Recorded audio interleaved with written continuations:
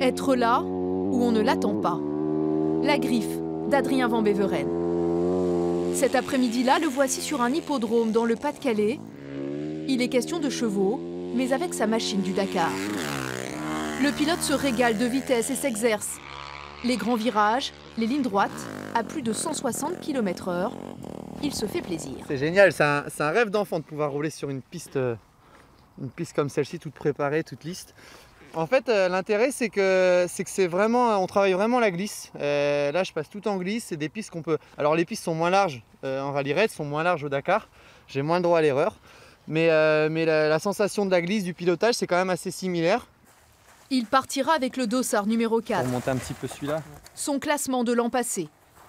Nickel, c'est bon. Cette année, Adrien s'est entouré d'avantages. Un assistant, un mécano rien que pour lui. Et il a enchaîné les rallyes du championnat du monde.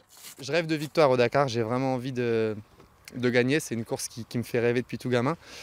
Ça sera seulement mon 3e, même si je me sens prêt à rouler devant, à gagner des étapes, à jouer la gagne finalement. Je pense que j'ai encore beaucoup à apprendre aussi. L'an passé, Van Beveren avait laissé filer le podium pour une poignée de secondes. Des erreurs de vitesse, de navigation peut-être, mais la fougue d'un jeune homme de 26 ans classé premier français. À Calais, dans l'atelier, Adrien a passé du temps à améliorer, optimiser chaque pièce de sa moto. Des suspensions plus larges.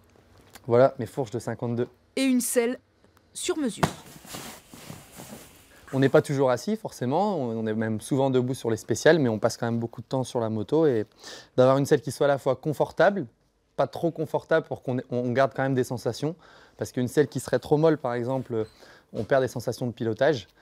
Qu'elle soit confortable et qu'elle tienne dans le temps, qu'elle résiste aux intempéries. Tout est calculé.